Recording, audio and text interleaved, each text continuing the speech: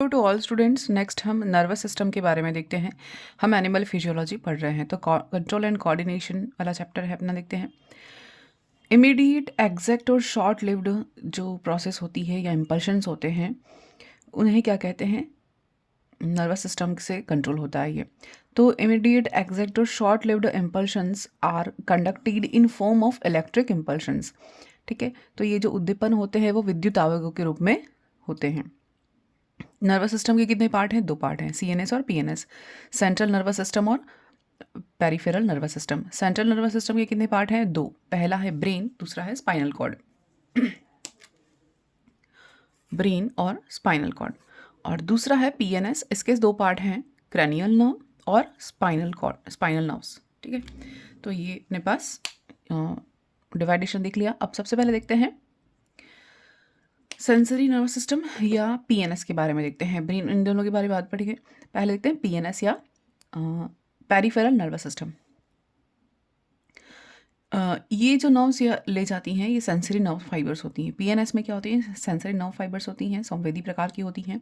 Afferent nerve fibres कही जाती हैं। अभिवाही जो तंत्रिका होती है वो ले जाती हैं संवेगों को।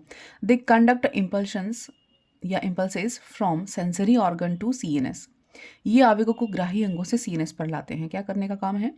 आवेगों को, इम्पल्शंस को कहाँ से? ग्राही अंगों से, जो रिसेप्टर ऑर्गन है वहाँ से सीएनएस पर लाने का काम करते हैं। कौन? Peripheral nervous system. ठीक है, यानी पूरी बॉडी में फैले रहेंगे। पीएनएस पूरी बॉडी में फैला रहेगा। फिर देखते हैं मोटर नर्व फाइबर या इफेरेंट नर्व फाइबर। ये क्या करेंगे? इसका दूसरा टाइप जो है ना, वो क्या करेगा? They conduct impulses from CNS to effector organ, यानी आवेगों को सीएनएस से प्रभावी अंग तक लाती है।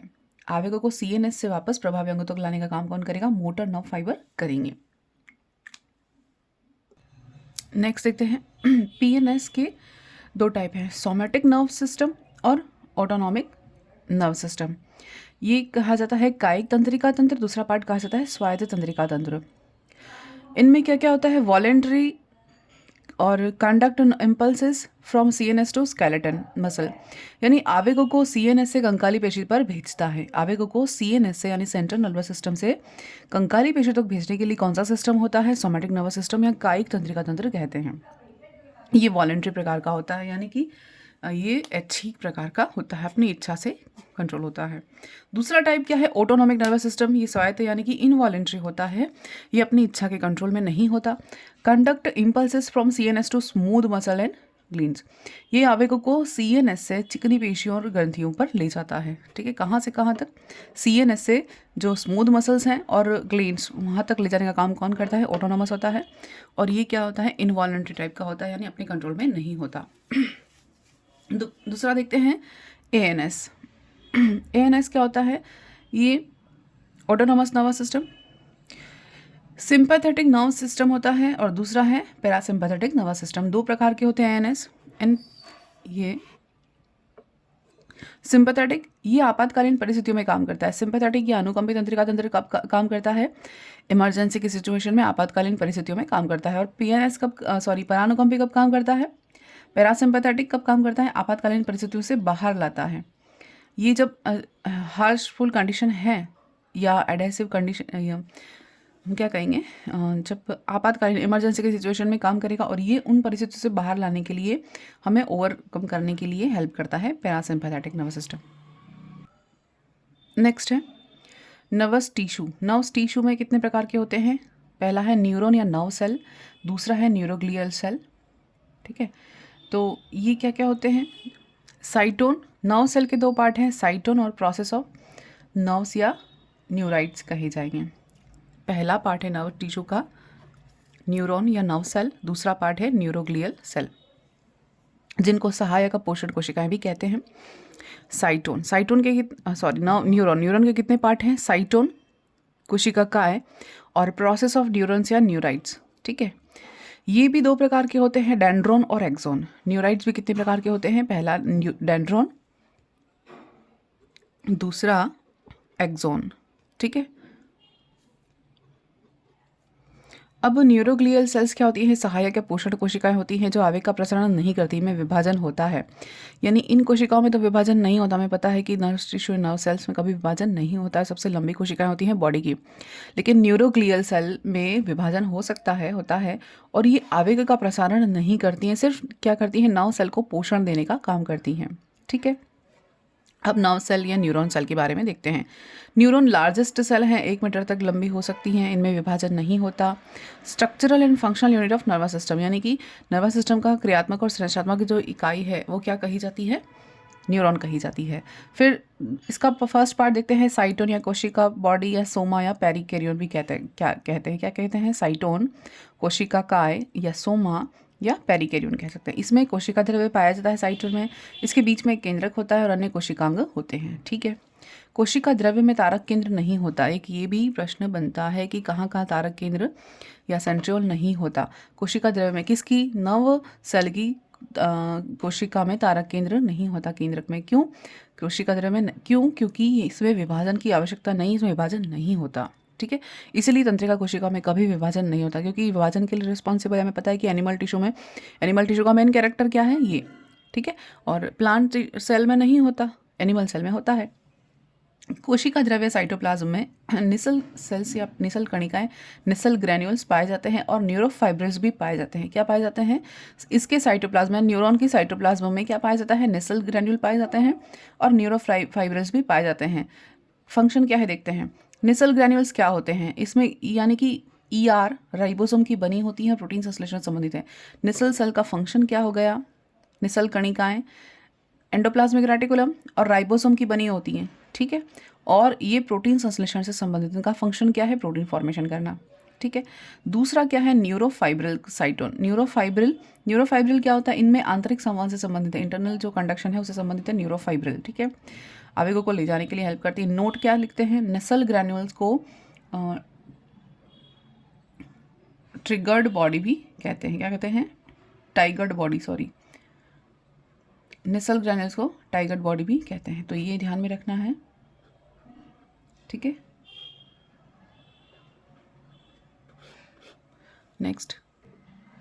नेक्स्ट है न्यूरॉन के प्रवर्ध। जो हमने यहाँ पर प्रोजेक्शंस या प्रोसेस देखे थे ना, सेकेंड टाइप, वो दिखते हैं। सबसे पहला है डेंड्रॉन पढ़ा था, या उसको डेंड्राइट्स भी कहते हैं। ठीक है। दूसरा था एक्सोन।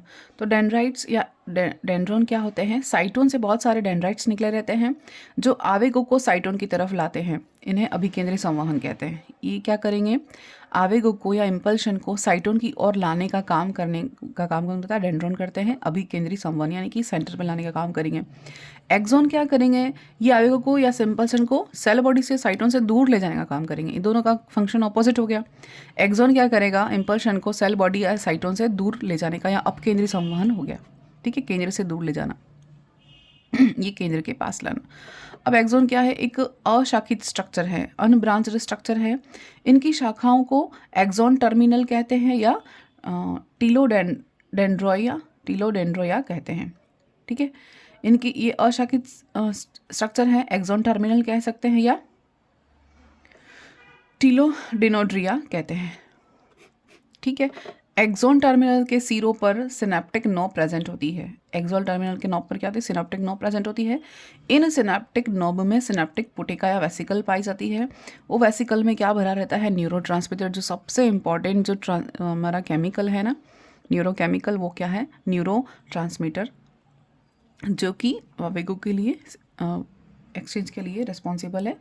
Nerve fibre axon. अब क्या देखते हैं? नर्व फाइबर जो एक्सोन है, हमने ये लिखे। इसमें क्या है? 2 तरह के होते हैं। पहला तो है माइलिनेटेड नर्व फाइबर, दूसरा है non myelinated nerve fibre. First है माइलिनेटेड और दूसरा है नॉन माइलिनेटेड नर्व फाइबर। 2 तरह के होते हैं। माइलिनेटेड क्या होता है? Covered by Schwann cells which form myelin sheath. Myelinated में क्या होगा? ये किससे कवर्ड रहेंगे? श्वान सेल्स कही जाती हैं, है ना, श्वान सेल से कवर्ड रहेंगे और क्या बनाएंगे? माइलिन शीट या माइलिन आवरण बनाएंगे। ये क्या होती है? Covered by Schwann cells which do not form myelin sheath, यानी ये भी श्वान सेल से कवर्ड रहती है लेकिन माइलिन शीट नहीं बनाती। माइलिन आवरण नहीं पाया जाता, माइलिन आवरण पाया जाता है। यहाँ पर माइलिन शीट प्रेजेंट है, माइलिन शीट एब्सेंट है। ठीक है।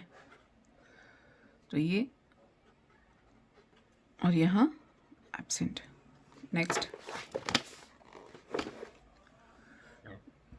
माइलिनेटेड नर्व फाइबर, माइलिन अच्छद सहित यानी जिसमें होता है, उसमें क्या होता है देखते, कहाँ पाई जाती है, found in cranial and spinal nerve. कहाँ कहाँ होती है माइलिन अच्छद, जहाँ होती है, कहाँ कहाँ होती है, क्रैनियल नर्व और स्पाइनल नर्व यानी कपाल तंत्रिका और मेरुरज्जु तंत्रिका में उपस्थित होती है। ठीक है।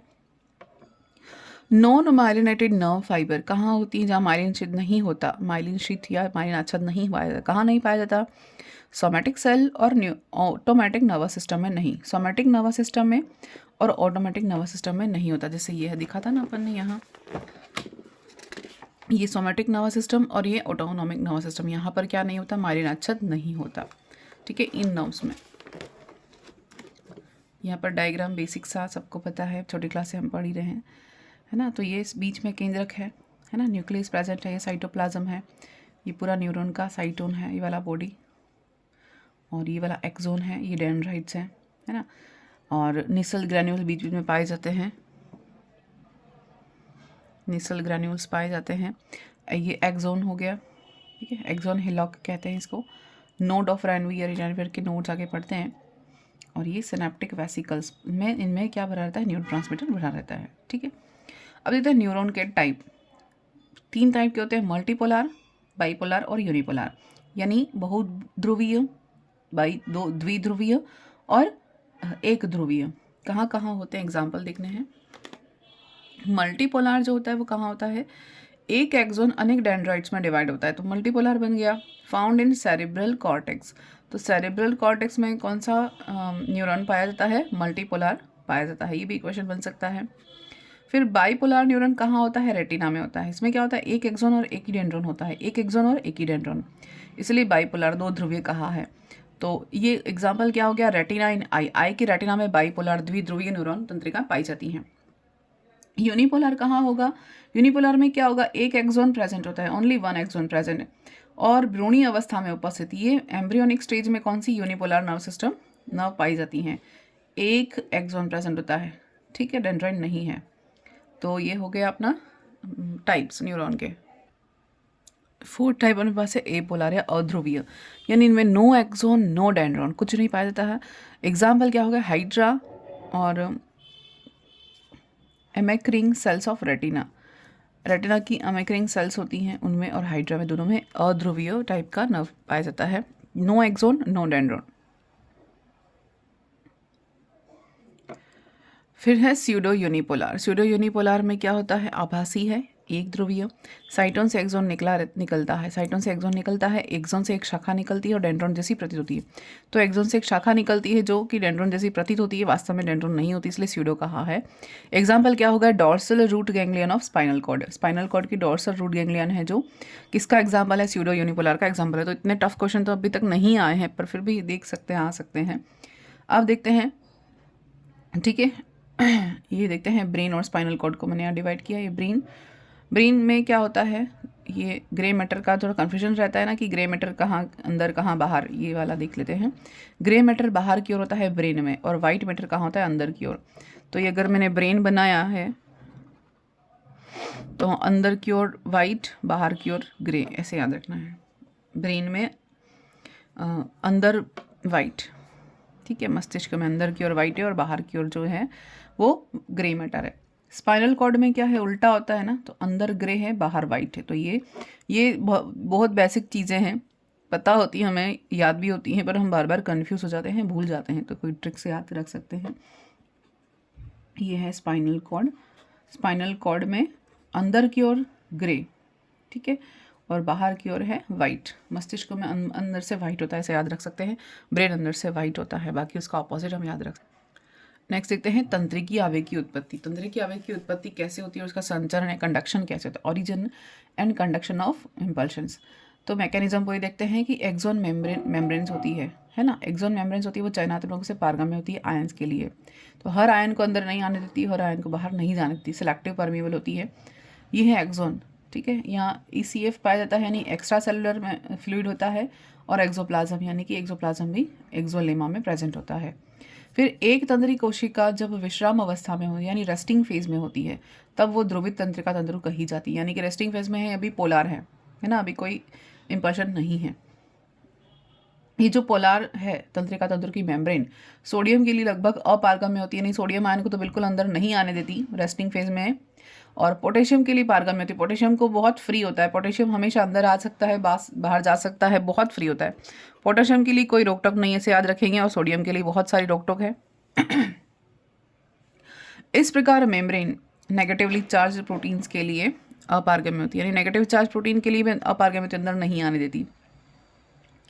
इस कारण से क्या होगा, मेम्ब्रेन के भीतर का हिस्सा तो नेगेटिव चार्ज रहेगा और बाहर वाला पॉजिटिव होगा, क्योंकि नेगेटिव के लिए अपारगम्य है, अंदर आने नहीं देगी, बाहर जाने नहीं देगी, तो जहाँ है वहीं रहेगा।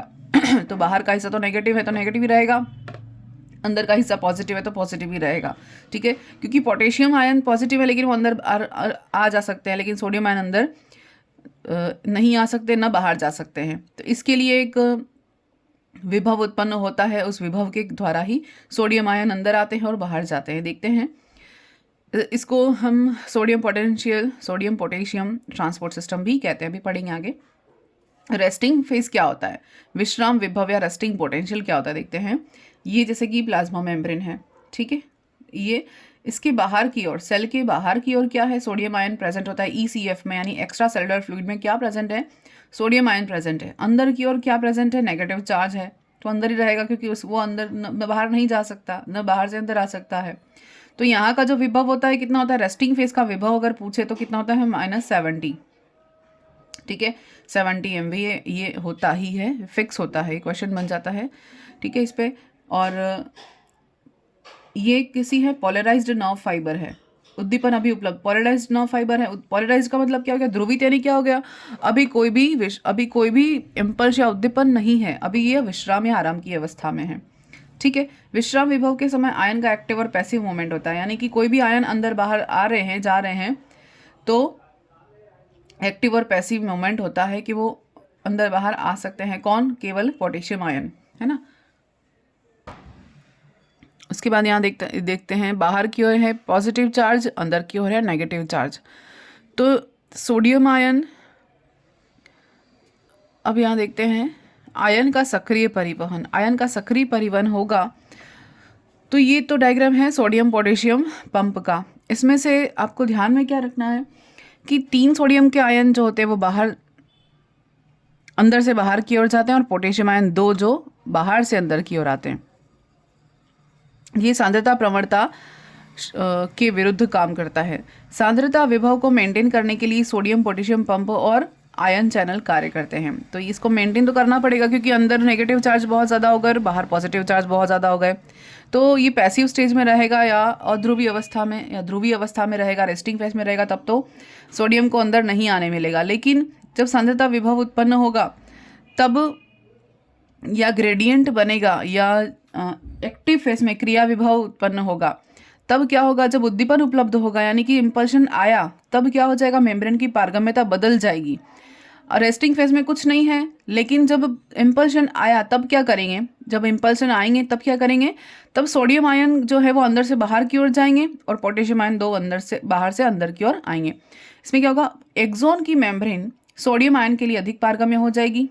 यानी अभी तक तो सोडियम को अंदर आने नहीं दे रहे थे, न बाहर जाने दे रहे थे, लेकिन अब क्या होगा, इंपल्शन की सिचुएशन में, उद्दीपन की स्टेबुलेशन की सिचुएशन में एक्सोन की मेम्ब्रेन जो है वो सोडियम आयन के लिए पारगम्य हो जाएगी और सोडियम चैनल आयन खुल जाएंगे, सोडियम चैनल ओपन हो जाएंगे और सोडियम आयन चैनल ओपन हो जाएंगे। तो क्या होगा, इस कारण भीतर का चार्ज पॉजिटिव हो जाएगा और बाहर का नेगेटिव हो जाएगा, भीतर का चार्ज पॉजिटिव हो जाएगा और बाहर का नेगेटिव हो जाएगा। ठीक है,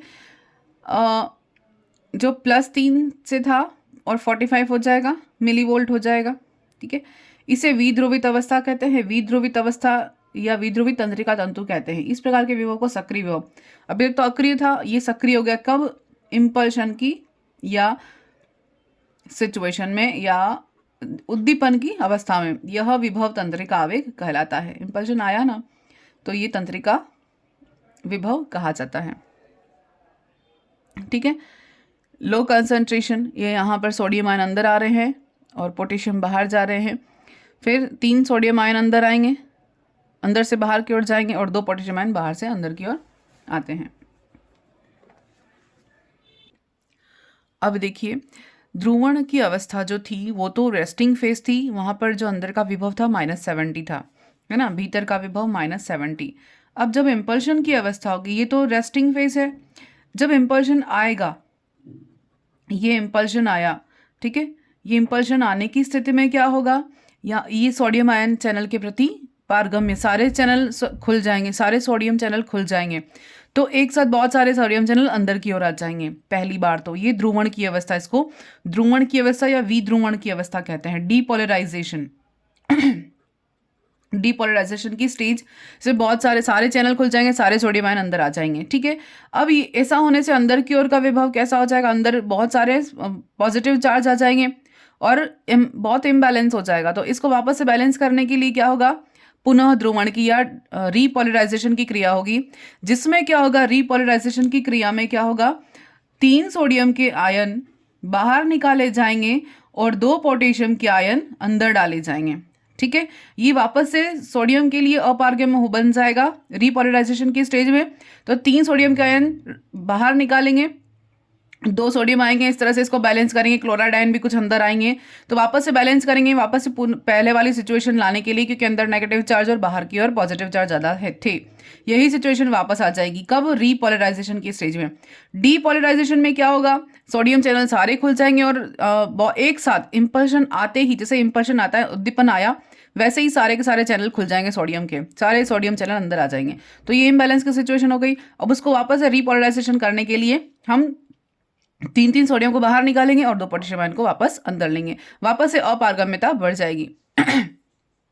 ठीक है, जब आवेग ए से बी पर जाएगा तो पुनः ए ध्रुवित हो जाएगा, सोडियम पारगम्यता कम हो जाएगी, ये पोटेशियम के लिए पारगम्य हो जाएगी, ये रीपोलराइजेशन की विध्रुवण कहते हैं ना जिसको, पुनः ध्रुवीकरण। यहाँ पर ये डीपोलराइजेशन, पोलराइज्ड नर्व फाइबर है, ठीक है। तो ये पूरा यहाँ पर हमने देखा, ये जो डीपोलराइजेशन की स्टेज थी ना, उसमें विभव कितना रहेगा, 35, कितना रहेगा, 35 MV। ये पॉजिटिव हो जाएंगे ना, तो 35 MV रहेगा। जब ध्रुवण था यानी रेस्टिंग फेज में कितना था, -70, ठीक है। तो ये चेंज वापस से बनेगा।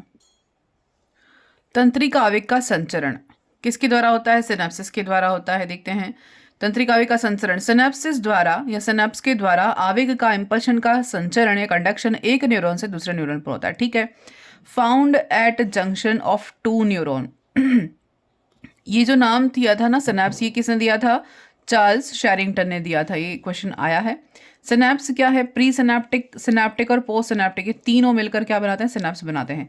Pre synaptic nerve, synaptic cleft और पोस्ट सिनेप्टिक फाइबर, ये तीनों मिलकर क्या बनाते हैं, सिनेप्स बनाते हैं। ये क्या है, प्री सिनेप्टिक न्यूरॉन की टीलोडेंड्रिया है यानी अंतस्थ सतह वाला।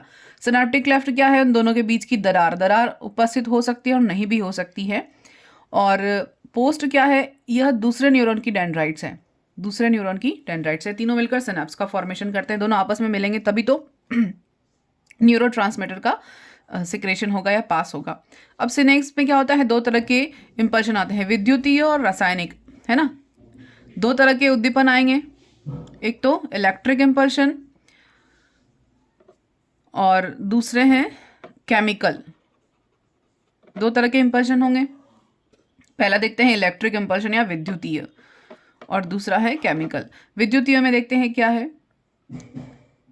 इस प्रकार के सिनेप्स में पूर्व और पश्च सिनेप्टिक झिल्लियां काफी पास होती हैं। इलेक्ट्रिक इंपल्शन में या इलेक्ट्रिक सिनेप्स में क्या होता है, पूर्व और पश्च यानी ये वाली प्री सिनेप्टिक और पोस्ट सिनेप्टिक, ये दोनों काफी पास होती हैं और सिनेप्ट क्लेफ्ट नहीं होता, एब्सेंट होता है। सिनेप्ट क्लेफ्ट कहाँ नहीं होगा, नेगेटिव में, ये वाला जो है वो इलेक्ट्रिक में नहीं होगा, ठीक है। इलेक्ट्रिक सिनेप्स में विद्युत धारा का प्रवाह एक न्यूरॉन से दूसरे न्यूरॉन पर होता है, झिल्लियां पास होती हैं और वो नेगेटिव होता है, क्या, क्लेफ्ट नहीं होता। यह प्रवाह बिल्कुल तंत्रिकाक्ष पर आवेग के प्रवाह के समान होता है। विद्युत सिनेप्स में या इलेक्ट्रिक सिनेप्स में आवेग का संचरण हमेशा रासायनिक सिनेप्स के आवेग के संचरण से तीव्र होता है। तो ये क्वेश्चन भी बनता है कि विद्युतीय आवेग ज्यादा तेज होता है या केमिकल आवेग ज्यादा तेज होता है। तो कौन सा तेज होता है? इलेक्ट्रिक सिनेप्स ज्यादा फास्ट होता है, क्योंकि झिल्ली पास पास होती है, क्लेफ्ट बीच में नहीं होता, न्यूरोट्रांसमीटर को जाने के लिए समय कम बच जाता है और बहुत जल्दी से उद्दीपन पास होता है। विद्युतीय सिनेप्स में हमारे तंत्र में बहुत कम पाए जाते हैं, बहुत कम होते हैं। ठीक है, अब देखते हैं दूसरा रासायनिक सिनेप्स। सेकंड क्या है? रासायनिक सिनेप्स। ये कॉमन होता है, सामान्य तौर पर सभी जगह पाया जाता है। जैसे ही सक्रिय विभव एक्सोन से एक्सोन टर्मिनल पर पहुंचता है तो सिनेप्स पुटिका गति करके प्लाज्मा मेम्ब्रेन के पास पहुंच जाती है और इन पुटिका में, इन फॉलिकल में भरे तंत्रिका संचारी सिनेप्टिक क्लेफ्ट में पहुंच जाता है। कौन है ये? न्यूरोट्रांसमीटर। तंत्रिका संचारी कौन हो गए? ये न्यूरोट्रांसमीटर कहाँ चले जाएंगे? सिनेप्टिक क्लेफ्ट में मुक्त हो जाएंगे और सिनेप्टिक क्लेफ्ट से आगे वाले डेंड्राइट में पहुंचा देंगे। ये देखते हैं डायग्राम। तंत्रिका संचारी रासायनिक पदार्थ होते हैं, न्यूरोट्रांसमीटर कहते हैं, ये आवेग संचरण में सहायक होते हैं। ठीक है, और इस प्रकार के सिनेप्स को रासायनिक सिनेप्स कहते हैं, केमिकल सिनेप्स वाला। यानी इसमें क्या हो गया? एक्सोन से कैल्शियम आयन अंदर की ओर जाएंगे, न्यूरोट्रांसमीटर को सिक्रेट करेंगे, स्टिमुलेट करेंगे और ये न्यूरोट्रांसमीटर आगे जाकर क्लेफ्ट में जाएंगे और दूसरे वाले न्यूरॉन के डेंड्रॉइड को पास आउट करेंगे। तो ये है एक्सोन टर्मिनल और सिनेप्टिक नॉब है, इसमें न्यूरोट्रांसमीटर सिक्रेट होते हैं। नेक्स्ट, अब तंत्रिका संचारी पदार्थ को पश्च सिनेप्टिक झिल्ली पर उपस्थित ग्राही ग्रहण कर लेते हैं। यानी कि जो इंपल्शन गया, न्यूरोट्रांसमीटर गए, वहां पर जो पोस्ट सिनेप्टिक है ना मेम्ब्रेन, वो ले लेगा इसको और यहाँ पर स्थित आयन चैनल ओपन हो जाएंगे और आवेग का इंपल्शन शुरू हो जाएगा। फिर तंत्रिका संचारी और उत्तेजिका संदमक, यहाँ पर देखते हैं क्या क्या होते हैं। संदमक, उत्तेजक दोनों होते हैं। तो ये इंपल्शन करने वाले और रोकने वाले। तो जो दो हैं अपने पास, गाबा यानी गामा इम्यूनो ब्यूटायरिक एसिड और दूसरा है डोपामाइन, ये तो संदमक तंत्रिका संचारी हैं, है ना, और ये संदमक करने वाले। और दूसरे हैं उत्तेजक जो कि एसिटाइल कोलिन है, वो इंपल्शन को बढ़ावा देने वाले हैं। अब ह्यूमन नर्वस सिस्टम के बारे में देखते हैं। CNS, central nervous system. Origin क्या होता है? न्यूरल ट्यूब का ओरिजिन कहाँ से होता है? जब गैस्ट्रुलेशन पढ़ा था अपन ने, तो गैस्ट्रुला स्टेज, एम्ब्रियोनिक स्टेज में या एम्ब्रियोनिक डेवलपमेंट में जब गैस्ट्रुला स्टेज होती है तब न्यूरल ट्यूब का डेवलपमेंट हो जाता है। हमने देखा है कहाँ से? एक्टोडर्म से होता है। इसके दो भाग हैं, एंटीरियर पार्ट और पोस्टीरियर पार्ट। एंटीरियर पार्ट को ब्रेन कहा अपन ने और पोस्टीरियर पार्ट को स्पाइनल कॉर्ड कहा, आगे देख लिया अपन ने। CNS क्या है? इसकी उत्पत्ति एक्टोडर्म से होती है। सेंट्रल नर्वस सिस्टम उत्पत्ति कहाँ से होती है? भ्रूणीय पटल की एक्टोडर्म से होती है। यहाँ देख लेते हैं एक बार flow chart. Human nervous system जो एक्टोडर्म से ओरिजिन होता है, दो पार्ट हैं, brain, central nervous system, peripheral nervous system. इसके दो पार्ट हैं, ब्रेन और स्पाइनल कॉर्ड। इसके दो पार्ट हैं, CNS और प्रेरक यानी कि PNS के दो भाग हैं, संवेदी तंत्रिका तंत्र और चालक या मोटर तंत्रिका तंत्र। ठीक है। अब CNS के बारे में देखते हैं। यहाँ सोमैटिक और ऑटोनॉमस, ये दो पार्ट अपन ने पिछली बार देखा है। ये तो ऐच्छिक पेशियों का कंट्रोल करता है और ये अनैच्छिक पेशियाँ होती हैं यहाँ पर। अब ह्यूमन ब्रेन के कितने पार्ट हैं? पूरा एक बार ये फ्लो चार्ट देख लेते हैं।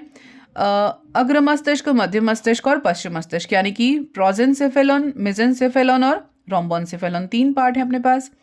प्रोजेंसेफेलॉन के कितने पार्ट हैं? ये है प्रमस्तिष्क और डायनसेफेलॉन, है ना। प्रमस्तिष्क यानी जो इसको क्या कहते हैं, सेरेब्रम या डायनसेफेलॉन, और डायनसेफेलॉन दोनों पार्ट हैं। इसका कोई भाग नहीं होता। मेसेंसेफेलॉन का कोई आगे बाइफर्केशन या शाखा नहीं है। रोम्बोनसेफेलॉन के कितने पार्ट हैं? दो पार्ट हैं। कौन कौन सा? सेरिबेलम और मेडुला ऑब्लोंगेटा।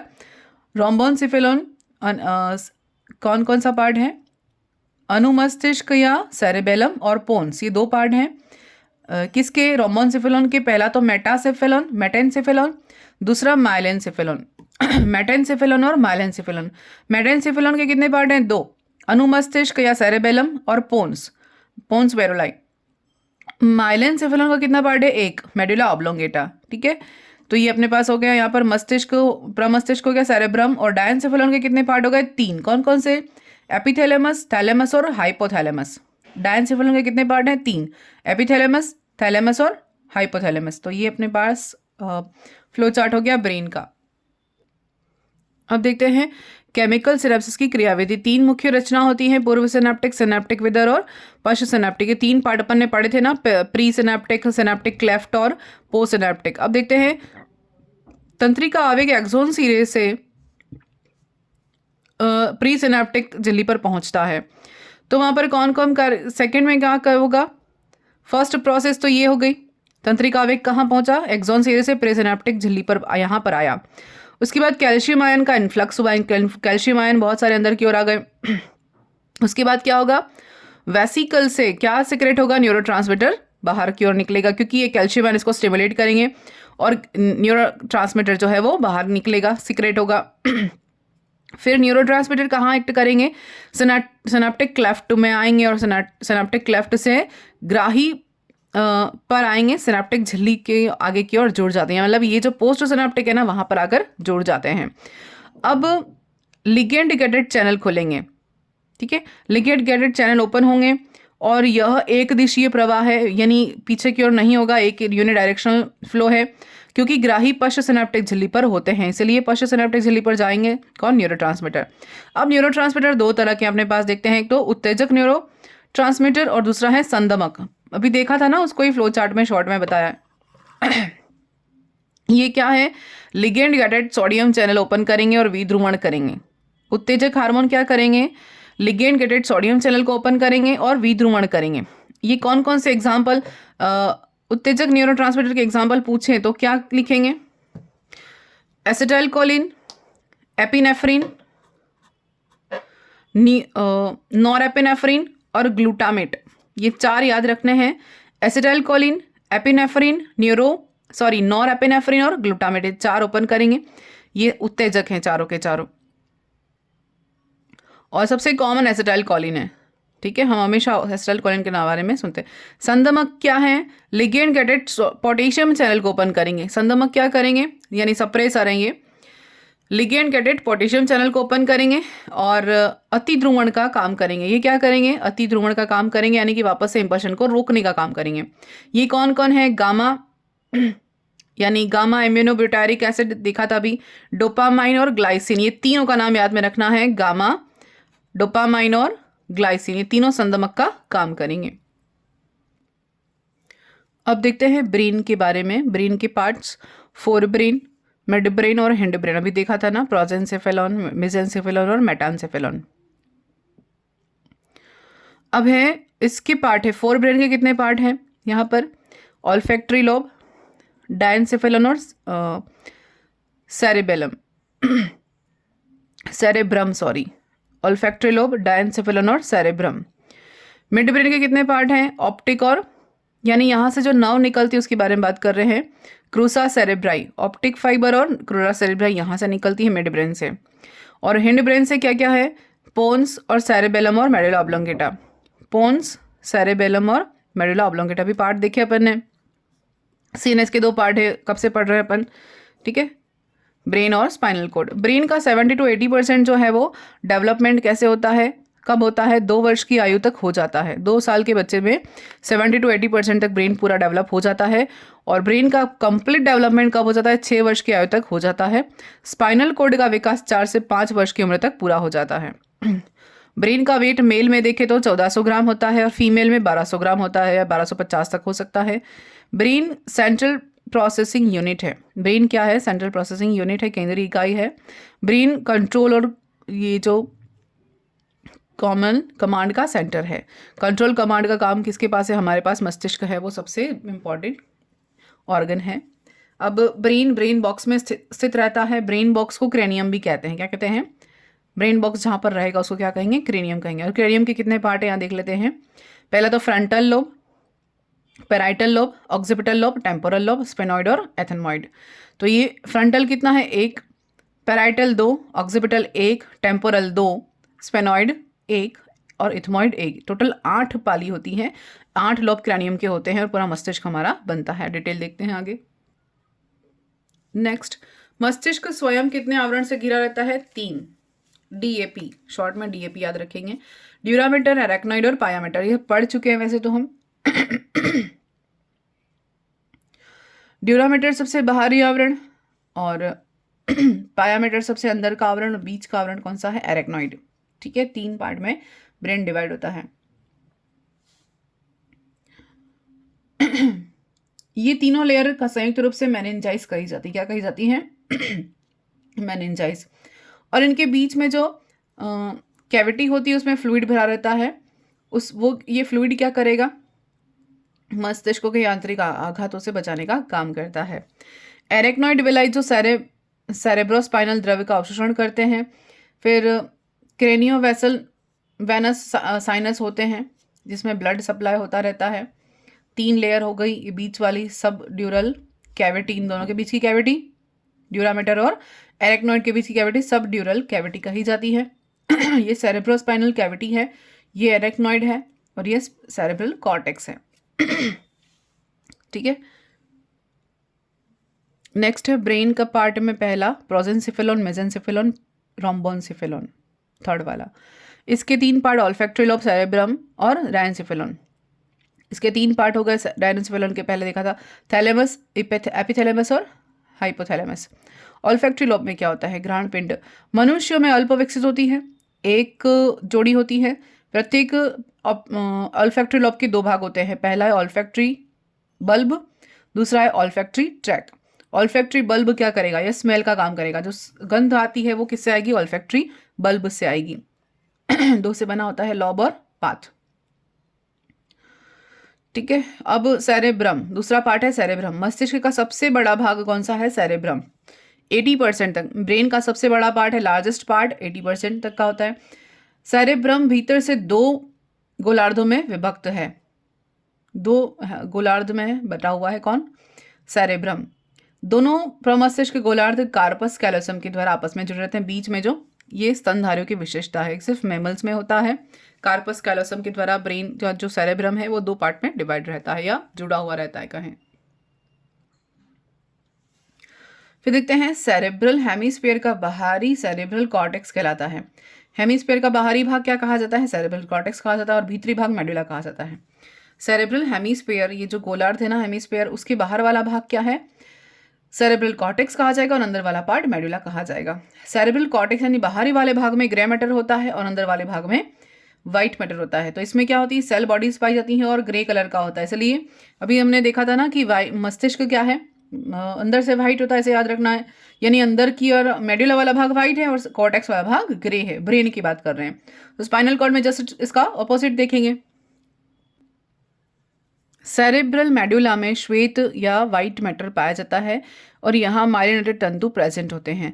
सेरेब्रल कॉर्टेक्स में बहुत सारे फोल्ड होते हैं, इन फोल्ड्स को कहते हैं गायरी या सल्काई कहते हैं। सल्कस जो गायरी प्रेजेंट होते हैं ना, वलन जो मस्तिष्क की अवशोषण क्षमता को बढ़ाते हैं, यानी कि हम कहते हैं ना इनसे गायरी ज़्यादा है, वो ज़्यादा इंटेलिजेंट है। तो ये जो कॉर्टेक्स में बहुत सारे फोल्ड्स हैं वही गायरी हैं, से सल्कस हैं। बीच वाला भाग सल्कस और ये बाहर वाला भाग गायरी। बहुत सारे रिजस और ग्रुप्स हैं।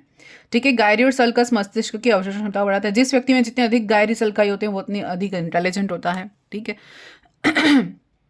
सेरेब्रल कॉर्टेक्स की छत को क्या कहते हैं, नियोपैलियम कहते हैं। ये भी नया है।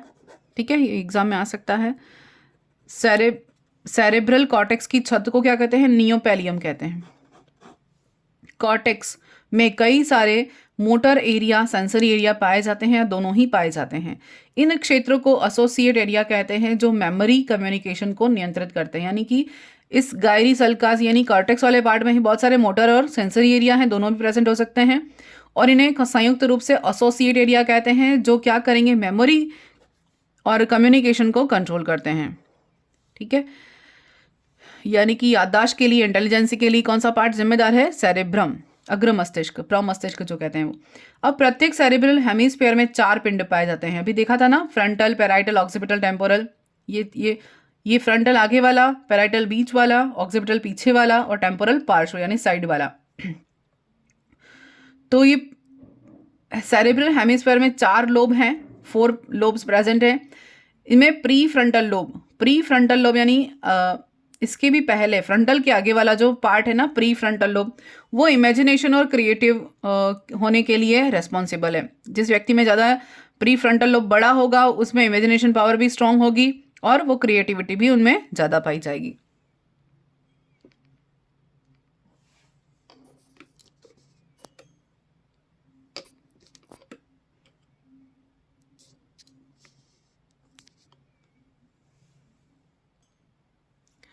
अब देखते हैं फ्रंटल लॉब के फंक्शन। ये एक चालक क्षेत्र है जहाँ सभी संवेदी सूचनाएं आती है। फ्रंटल लॉब में सारी संवेदी सेंसरी सूचनाएं कहाँ आएंगी? फ्रंटल लॉब में आएंगी। इसका फंक्शन क्रिएटिव आइडिया आना, मेमोरी स्टोर होना, यानी मेमोरी के लिए रेस्पॉन्सिबल, ऑरिजिन ऑफ माइंड, और ब्रोका एरिया यहाँ पर होता है। ये इवोल्यूशन में पढ़ा है ना, ब्रोका एरिया जो स्पीच के लिए, वाणी के लिए रेस्पॉन्सिबल है, जो बिल्ली के अंदर प्रयोग हमने देखा था। ये ब्रोका एरिया कहाँ है? फ्रंटल लोब में प्रेजेंट है। ये क्वेश्चन एवोल्यूशन से भी रिलेटेड है। ये डायग्राम में देख सकते हैं, फ्रंटल लोब आगे वाला, फिर ये सोमेटिक सेंसरी नर्व्स, ये पैराइटल लोब हो गया, पीछे वाला ऑक्सीपिटल हो गया, साइड वाला टेम्पोरल हो गया, ठीक है। और ये प्री फ्रंटल, आगे वाला प्री फ्रंटल, पैराइटल ये वाला है।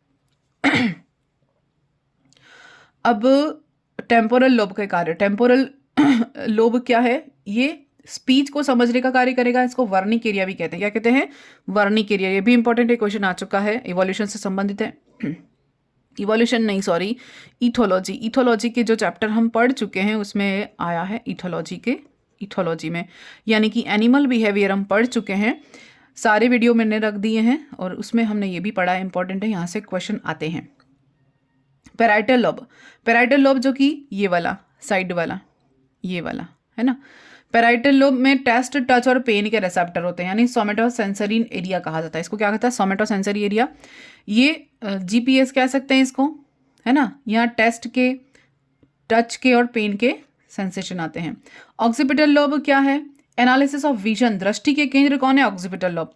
ऑक्सीपिटल कहाँ है? पीछे की ओर, सबसे पीछे वाला जो एरिया है ब्रेन का, वो क्या है? ऑक्सीपिटल लोब कहा जाता है। और किसके लिए रेस्पॉन्सिबल है? विजुअल कॉर्टेक्स एरिया, यानी कि दृष्टि का विश्लेषण होता है यहाँ पर, ठीक है। तो ये पूरा, और ऐच्छिक पेशियों का नियम, सॉरी, या अपने frontal lobe, temporal lobe, parietal lobe और ऑक्सीपिटल, 4 लोब देख लिए, है ना। फ्रंटल आगे वाला, उसके सबसे आगे वाला प्री फ्रंटल, ये जटिल व्यवहार का काम करता है, प्री फ्रंटल। फिर यहाँ पर ब्रोका और चालक हैं प्रेजेंट, है ना, फ्रंटल में। सोमेटिक में संवेदी हैं टच के लिए, पैराइटल लोब जो यहाँ पर ये वाला है, दर्द, दाब, गर्मी, ठंड आदि के लिए। ये पीछे वाला ऑक्सीपिटल हो गया, दृष्टि के लिए संवेदी है। और ये वाला साइड वाला कौन सा हो गया?